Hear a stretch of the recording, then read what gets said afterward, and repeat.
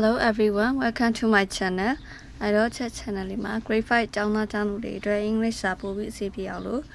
Grade 5 good grade 5 question yes such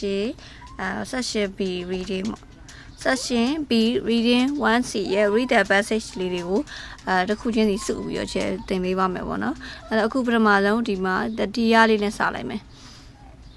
No, I wrote the dia.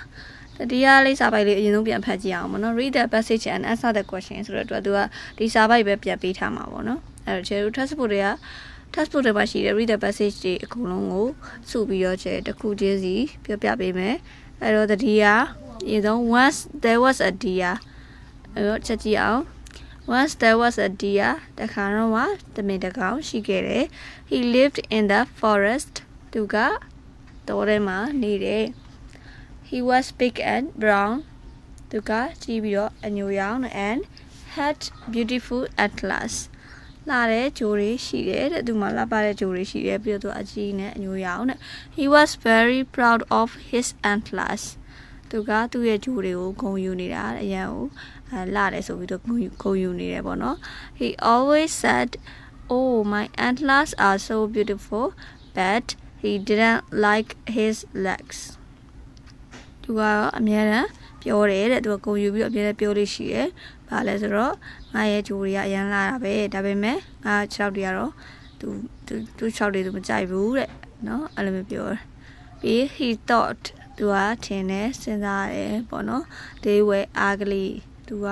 သူရဲ့6တွေကတော့ရန်ရုပ်ဆိုးတယ်လို့ထင်တယ်တဲ့နော်အဲ့တော့ကျွန်တော်ဒီတစ်ပိုက်လေးပြကြည့်အောင် once there was a deer he lived in the forest.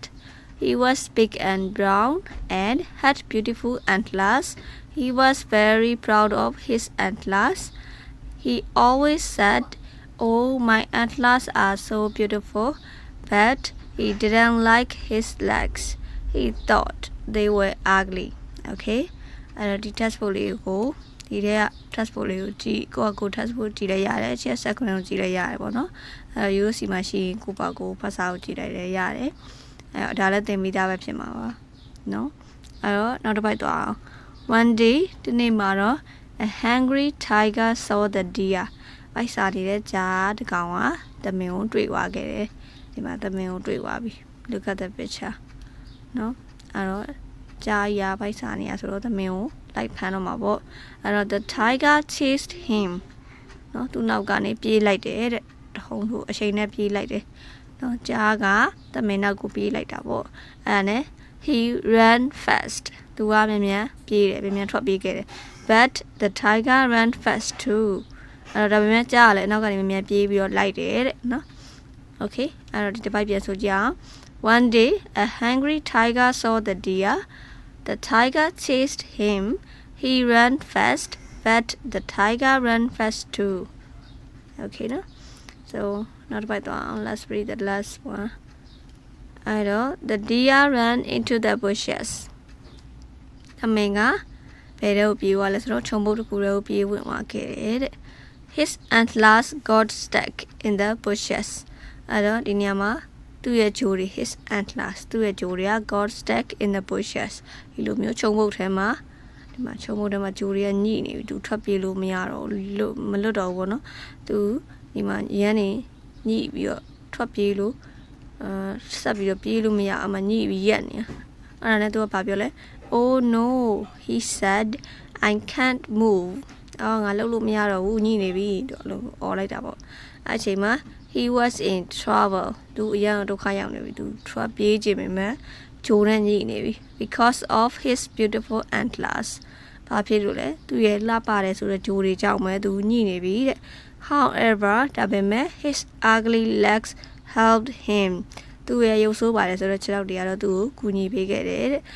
kicked the bushes very hard and finally escaped. Very hard.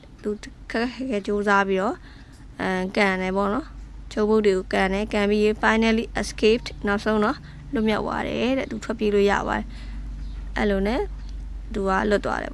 No, Arabian Padian. The deer ran into the bushes. His antlers got stuck in the bushes. Oh no, he said, I can't move. he was in trouble because of his beautiful antlers.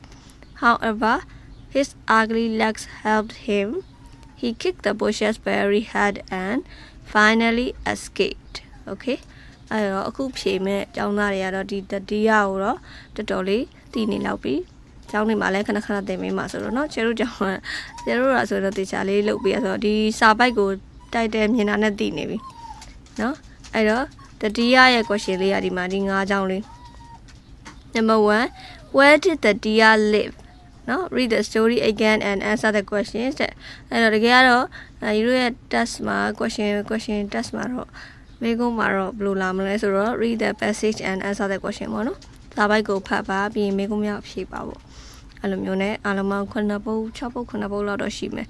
နော်အဲ့တော့ number 1လေးက where did the deer live တမင်ကဘယ်မှာနေတာလဲအဲ့တော့အဖြေလေးကဘယ်လိုဖြစ်မလဲ where did နော် did က but to နဲ့ဖြေရမှာပေါ့ဘယ်နေရာမှာနေခဲ့တာလဲအဲ့ဒီ story မှာလည်းအကုန်လုံးက but to ပဲဆိုတော့လေသိတဲ့လူဆိုရင်တိုင်းပြန်ကူးလိုက်ရုံနဲ့ဒီမှာ he lived in the forest အဲ့နေရာမှာအတိုင်းပြန်ကူးလိုက်ရတယ် he lived in the forest ဒါမှမဟုတ်ဒီတတိယပြန်ရေးလိုက်လေရတယ် the deer lived in the forest okay အဲ့လိုလည်းရတယ်ပေါ့နော် live ကတော့ verb to did ပါတဲ့အတွက် lived lived အဲ့တော့ the deer lived in the forest ဒါမှမဟုတ်ဒီ deer ကို he ပြောင်းပြီး he lived in the forest ဆိုပြီး story ရဲ့ဟာကူးချလိုက်လေရတယ်နောက်တစ်ခု number 2 what was the deer proud of နော် the deer ကသမင်က proud of ဘာကိုဂုဏ်ယူနေရလဲ proud ဖြစ်နေရလဲဘာကိုသူဂုဏ်ယူနေရလဲအဲ့တော့ဒီမှာ he was very proud of his antlers နော်ဒါလေး his antler လေးပါအမှတ်ရပြီသူကသူအရန်ဂုဏ်ယူနေသူ့ရဲ့ဂျိုတွေရန်လှလိုက်တာဆိုပြီးသူ့ရဲ့ဂျိုတွေသူဂုဏ်ယူနေတာအဲ့တော့မိကိုပြကမှာဆိုရင် was လေးကိုဒီဘက်ထည့်မယ် the deer was proud of being his antlers ပေါ့နော်သူ့ရဲ့ဂျိုတွေဂုဏ်ယူနေ his antler လေးပါမယ်နော်အဲ့ဒါဆိုအမှတ်ရမယ်နောက်တစ်ခု who chased the deer ဘယ်သူကသမင်ကိုနောက်ကနေပြေးလိုက်တာလဲ who chased the deer အဲ့တော့ဘယ်သူလဲဆိုတော့ပိုက်စားနေတယ်ဂျာကြီးပေါ့ဒီမှာa hungry tiger chased the deer chase him နေရာမှာ the deer ထည့်လိုက်ဒါမှမဟုတ် the tiger ဖယ်ပြောလိုက်ရတယ် hungry မပါလိုက်ရ the tiger chased him ဒါမှမဟုတ် the tiger chased the deer ပေါ့ဟိုနေရာမှာ hungry tiger ထည့်မလားဒါမှမဟုတ် the tiger ထည့်မလားတိုက်တာထည့်လို့ရတယ်အဓိကတော့ကြားပါမယ်ပေါ့နော် the tiger chased the deer အဲ့လိုလည်းရတယ်နောက်တစ်ခုကwhy couldn't the deer move တဲ့နော်သမင်ကဘာလို့လှုပ်လို့မရတာလဲညှိနေလို့ပေါ့ဘာဖြစ်လို့လဲတဲ့ဘာဖြစ်လို့ရွှေ့လို့ဆက်သွားလို့မရတော့ဘဲနဲ့လှုပ်လို့မရတော့တာလဲရွေ့ရှာလို့မရတော့လဲပေါ့နော်အဲ့တော့ဒါအောင်မေးကိုပြကောင်းမယ်ဆိုရင် the deer couldn't move နော် couldn't လေးကိုဒီဘက် move နေနဲ့ကတ်လိုက်မယ်နော် why နဲ့မေးရဆိုတော့ because ပေါ့ the deer couldn't move because ဘာဖြစ်လို့လဲသူ့ရဲ့ဂျိုကညှိနေလို့ဒီမှာဒီစာကြောင်းလေးပေါ့ his antlers got stuck in the bushes နော်ဒါလေးထည့်မယ် his antlers got stuck in the bushes သူ့ရဲ့ဂျိုက got stuck ညှိနေတယ် in the bushes တော့ချုံမို့ထဲမှာညှိနေတယ်အဲ့ဒါလေးထည့်မယ် the deer couldn't move because his antlers got stuck in the bushes အဲ့လိုမျိုးလေးထည့်မယ်ပေါ့နော် why နဲ့မေးတာအဲ့ပြီးတော့ဆိုညှိနေလို့သူကလှုပ်လို့မရတော့တာဟုတ်အဲ့ဆိုရင် number 5လေးသွားမယ်နော် how did the deer escape သမင်ကဘယ်လိုလွတ်လာလဲဘယ်လိုလွတ်မြောက်လာလဲနောက်ဆုံးသူကဒီမှာကန်လိုက်တာဟုတ်နော်သူရဲ့ရန်ကိုရုပ်ဆိုးပါတယ်ဆိုတော့6တွေနဲ့သူအားတဲ့စူးစမ်းပြီးကန်လိုက်တဲ့အတွက်နောက်ဆုံးလွတ်မြောက်သွားတာလीအဲ့တော့ဘယ်လိုလေးရေးမလဲနောက်ဆုံးစာကြောင်းလေးကူတိုက်လေးရတယ်ဘယ်လိုပြောမလဲ he kicked the bushes very hard and finally escaped okay အဲ့လိုလေးထည့်လိုက်ပေါ့အဲ့လိုလေအဲ့ဆိုလဲရတယ် he kicked the bushes very hard and finally escaped နောက်ဆုံးလွတ်မြောက်သွားတယ်ဘယ်လိုလွတ်မြောက်လဲဆိုတော့ the deer escaped နော် the deer escaped kicking the bushes very hard အဲ့လိုမျိုးby kicking the bushes ပေါ့ by ခံပြီးဖြေလိုက်ရတယ် ing ပေါင်းလိုက်ပေါ့ KICK by kicking the bushes very hard အဲ့လိုလေးဖြေလိုက်ရတယ်ဒါမှမဟုတ်ရင်အဲ့ဒါခတ်တယ်ဆိုရင်ဒီနောက်ဆုံးတစ်ကြောင်းတစ်ခါတက်ကူလိုက် he kicked the bushes